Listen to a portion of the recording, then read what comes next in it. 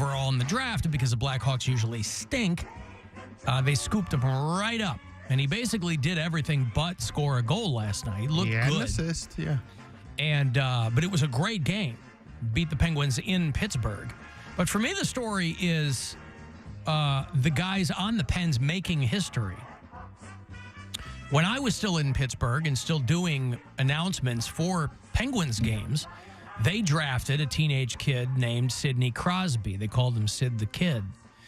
And he and Evgeny Malkin and what's his name, Chris Letang, they are going to be the longest tenured trio in the history of North American professional sports. All three of these guys have played together on the Penguins for 18 years. Dang. That's crazy. It's the only team Sidney Crosby's played for. The previous record were the Yankees. 95 to 2011, it was Jeter, Mariano Rivera, and Jorge Posada was the third guy. Those guys have been teammates for 17 seasons. But the trio there, I mean, Sidney Crosby's 36 years old now. It's wild. But they drafted him in 2005. He was 18 years old. So they will be the longest tenured trio in professional sports. Now, you know, if one of them, I don't know, gets hit by a bus and doesn't come back from it, they'll still have that record. But the Blackhawks over the Penguins in Pittsburgh last night, 4-2. For people who are paying attention to professional hockey, there it is. And not everyone does. I realize that. Not everybody cares about hockey. But I like hockey a lot, and so I pay attention.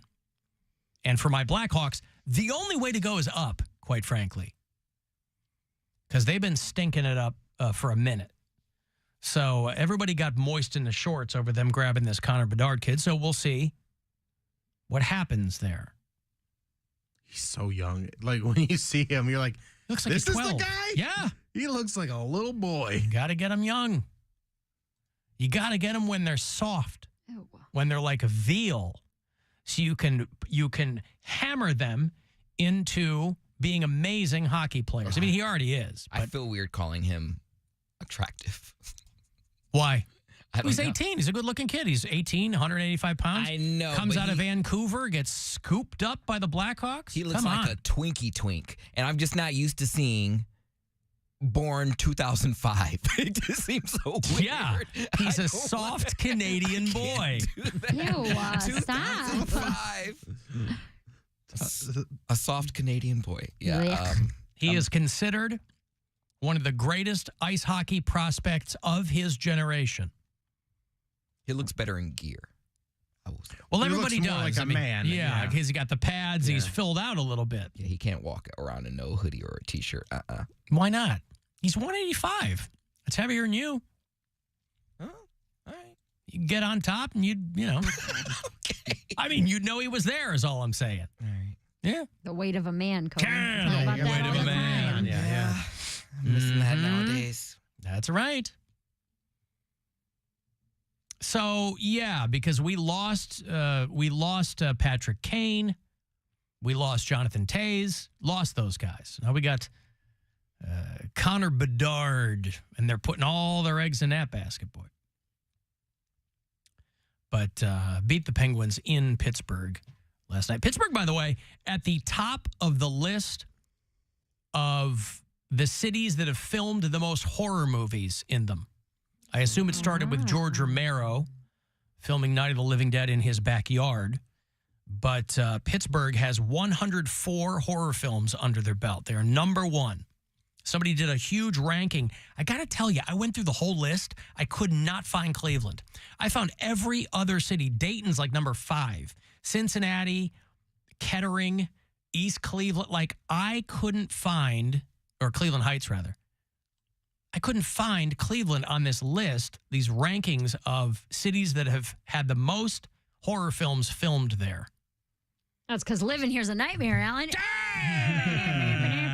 We're living a I mean, either I missed it but it can't be right. But It's not on there. I mean, Cleveland Heights is considered Cleveland. Like, it's not Cleveland proper, but all of Northeast Ohio, I'm just saying they specified Cleveland Heights. I would think that Cleveland would get its own entry. Baltimore, Missouri City, Texas. That's got to be. That just screams tax abatement. Well, that's probably the Texas Chainsaw Massacres. Or anything that needs a farmhouse, which is all friggin' horror movies, opening up over. Yeah, we don't have any of those around here. A pan over water. If you want to be able to film in the winter, though. Cincinnati, Toledo, Dayton. Oh yeah, maybe. But again, if it was around here and you need a farmhouse, that's not going to be Cleveland. It's going to be Medina or Lodi or something. Yeah, Cleveland. I didn't find it on. You know, there's been a ton of movies shot in Detroit. Is that all bombed out? I mean, you think I don't know. Whatever. I was just surprised. I watched two scary movies over the weekend. Oh, Totally Killer on. Very fun. Very fun. Amazon Prime. Not a scary movie at all, really. It's more, it's a horror comedy. Julie Bowen's good in it. She is, and I thought it was good. I thought it was a fun movie. And then I watched Hellraiser for the first time. The reboot? One? The original. Oh, you've never seen the original? Never seen the original. Really? I'm not the horror guy. So I watched it. Yeah, but that's like a 40-year-old movie now. I haven't seen it either. Wow. But I didn't watch it when I was a kid because it looked terrifying from the cover, and it seemed too demonic to even try and even sneak into our house. But I loved it. I thought it was great. That's a lot of fun. We are going. I love practical effects, man. It's so much more fun than the CGI. That was the one thing that was bothering me in Totally Killer is every time someone gets stabbed, it's that CGI blood that just sucks. Yeah, it's gross. That new Saw came out, Saw 10. And so Brian's like, let's watch that, blah, blah, blah. And he's like, actually, I think all these movies are connected. Like, we might have to start over and watch them all the way through. And I was going through and reading the synopsis for all of them. And I was like, oh, yeah, this is the one where this, and this. And I did that 5 movies in a row. And he was like, for someone who doesn't like horror movies, you've seen every horror movie. And I was like, well, these came out. Saw started coming out when I was in middle school, which I think middle school is when you start to watch horror movies. Like, you go, because you can't do anything else. You're not old enough to do anything else. So you go to the movies with your friends, you sneak into the rated R or whatever. And so we've been watching those. We just started the 5th one. Doesn't Saw 10 happen between timeline-wise, between a couple of the early ones? That I don't know. I think that's the backstory on that. We just started Saw 5, and I'm like, dude, these movies are good. These movies are so good. Like, when I talk about wanting a psychological thriller, I think Saw's the perfect amount of psychological thriller that has a great plot, great ending, and enough gore to keep people. It's a lot of gore. It's really not that much. Comparatively, I watched that new Evil Dead with Brian, and I've seen some of his. That's a lot of gore. I've seen some of his slasher movies, and it seems like all gore, no plot. And I feel like the Saw movies are a really good balance. More balance of it. So I've still never seen Saw. So dude, it is a fantastic movie. Saw 1's dynamite. It's so good. So yeah, we over the last couple nights we've been watching 1.5 or 2 movies after dinner. Have you watched Talk to Me yet? No. That you'd probably dig that. I have not. Yeah. Is that one about payphone? No, it. Or a yeah, trying to find one. No, it's like they're kind of conjuring spirits. Oh boy. What, you don't like that stuff? No, those are the ones that get me. Those are the ones that give me nightmares. I can't sleep. Well, I guess I think of that as a psychological thing. I think of possession movies as psychological. Well, Mary thinks that there's demons that will actually possess her. Yes, so that's not psychological. That's a threat. Oh, an actual physical threat. A real life threat, yes. Gotcha. Brian wants to go. We're going to New Orleans next week, and he wants to go on a ghost tour where they take you to all the haunted spots. And I was Gwen like, loves those. I don't have any interest in that. He goes, I thought you would really like that because you believe in it. I said, that's why I don't want to do it. I'm like, I'm not trying to go to New Orleans and have some old jazz ghost attached to my spirit, and then I bring it home, and now we have problems. But good luck going to New Orleans and avoiding ghosts. What are you talking about? We're not seeking them out. We're not going on a tour to the places where people were murdered. That's every place in New Orleans. That's their whole tourism hook. But we're not seeking it out. Just by being there and going to a restaurant, we're not like, let's go awaken the spirits of Bourbon Street. You know what I mean? I don't really have any interest in that. Everywhere we go when we travel, we have to do some. Gwen likes the haunted, scary stuff. I don't like It's that. like we were in Jamaica. We had to go to Rose Hall Resort. We were in Dublin. She went to the Hellfire Club, that kind of stuff. Well, it's Love because that you guys stuff. don't believe in it. Well, she likes the history of it because ghosts are fundamentally historical. And so she likes that part of it. And, you know, if you run into something, all the better. Right? I don't know. Places you visited, you never had any interaction whatsoever. Me? No. No, Alan. No. No. See, and that's funny because my brother went on a, I forget what they call them with those little meters that hear voices. What are they called? EV meters? Yeah, the EV or whatever. He went on a haunted walk with those, and he was visiting like scary sites. I think this was just in Lorain, like this was in like Lorain, Ohio, and they were going to haunted sites. And he told me the story that he took my mom, and she was like, "Oh hell no, I'm not going in this house." And they were like asking questions to the ghosts and holding up the EV meters to see if they respond. And he got a response, and he was like, "All right, we shouldn't have done that." Like he was They're called he like got EVP or something. EVP. Like that. I don't know Yeah. what they're ghost readers, whatever. Ghost readers. But he heard a voice. But those things are made to do that. Like you'll But hear if you've if you done that, want to why hear hasn't done something. it If you for you? want to hear something, you will goddamn hear something. But so you've never used one, Yes. and you never got anything? We took one when we stayed in Estes Park. We stayed at the Shining Hotel. We had something. And of course it's going to go off because it's made to. But you're not going to hear a voice. You don't know. I don't know. that. Ryan's caught a voice. Hey, you a bitch. That's terrifying. Yeah, I'm not into that. That's not something because I do believe in ghosts and spirits and attachments and possessions and things like that. That is not something I have absolutely no interest in seeking out. Me either.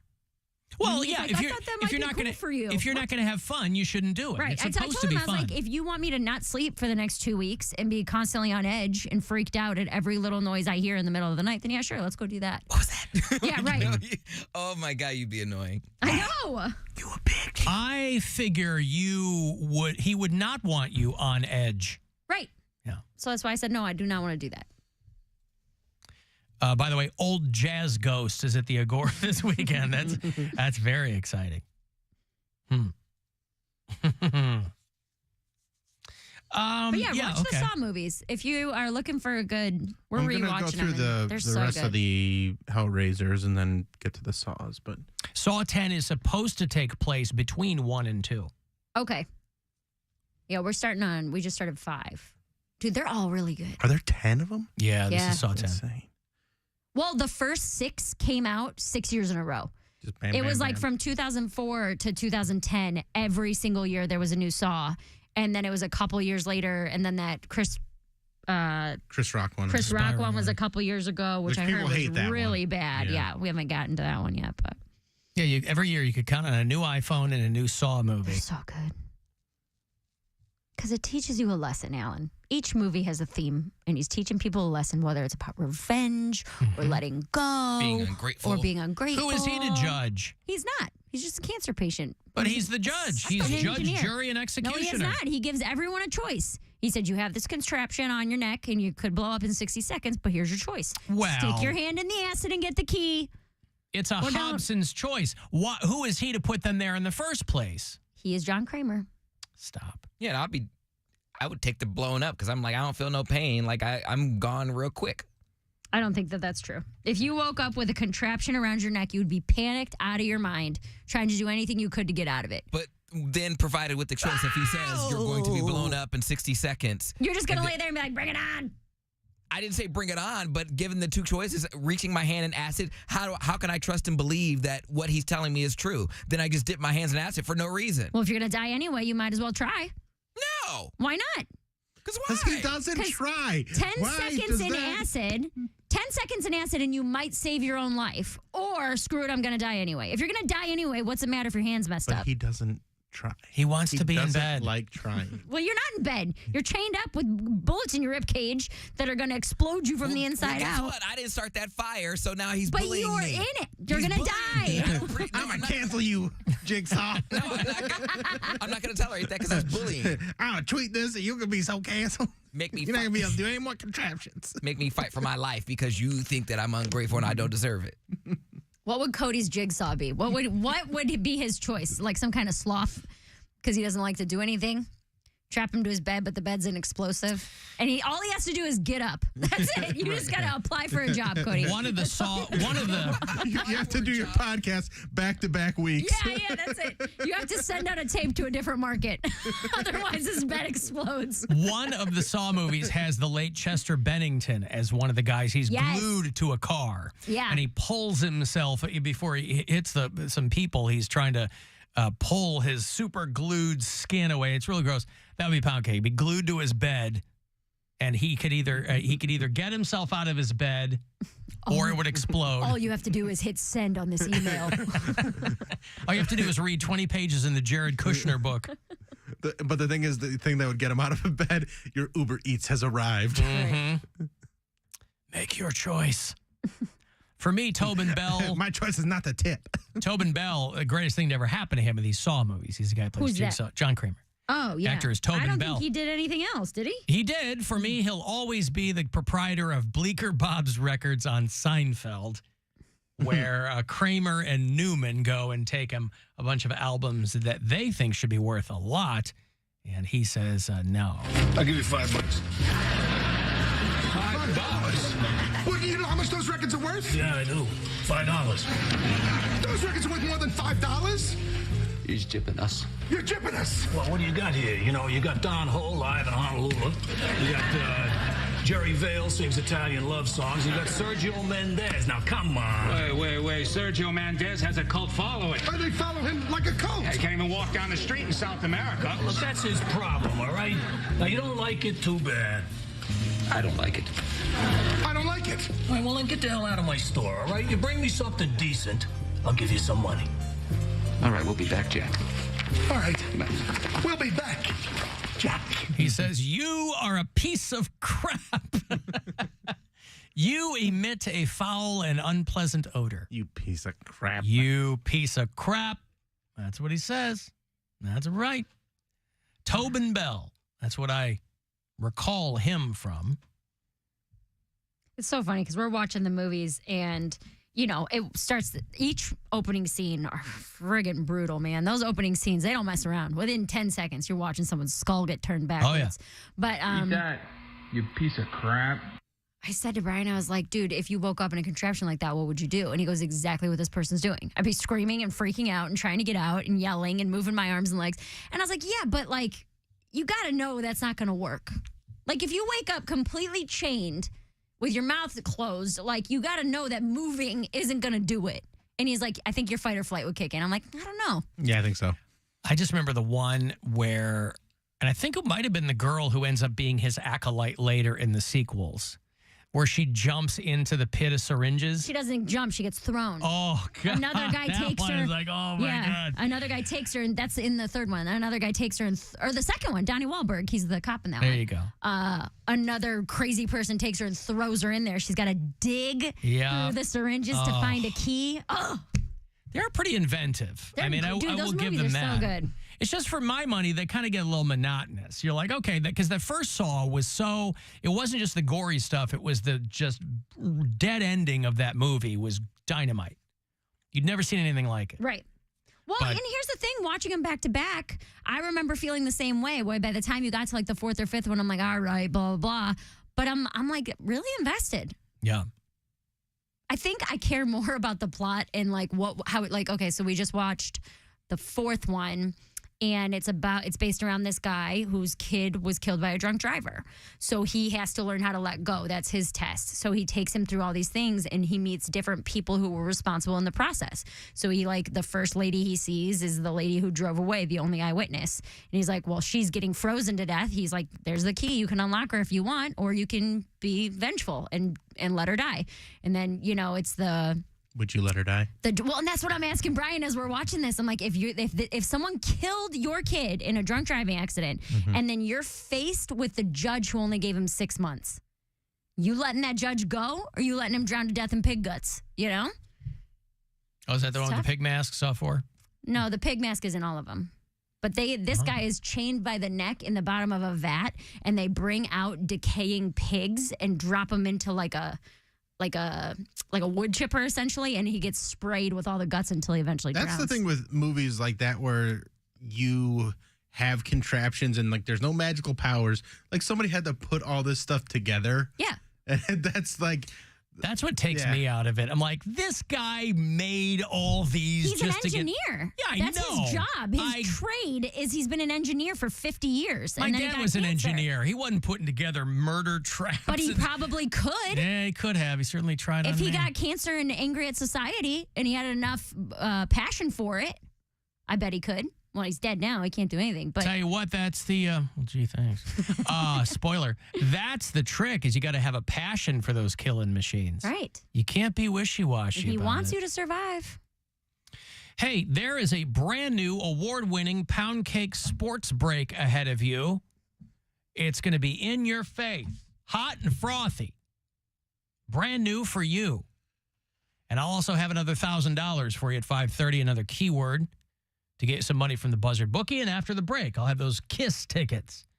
They're doing their last show ever.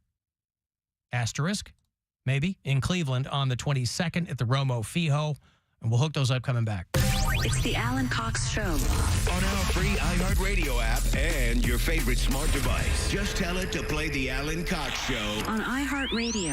Now, you can relive the greatest moments from our 2023 iHeartRadio Music Festival. Streaming only on Hulu. Lenny Kravitz kicks things off with his biggest hits. Foo Fighters get the whole crowd singing along. Travis Scott brings the heat with an explosive performance. TLC pay a heartwarming tribute to Lisa Left Eye Lopez. Kane Brown brings out surprise guest Khalid. Kelly Clarkson lights up the arena with new music. Jared Leto brings fans on stage for a 30 Seconds to Mars performance you'll have to see to believe. Little Dirk and surprise guest J. Cole perform All My Life together for the first time. Tim McGraw debuts his new song live. Public Enemy brings the 90s hip-hop energy. Fall Out Boy covers a classic while literally on fire. Miguel delivers an electrifying performance. Sheryl Crow gets nostalgic. Lil Wayne brings down the house. And so much more. Relive the greatest moments from our iHeartRadio Music Festival. Streaming now only on Hulu for a limited time. From the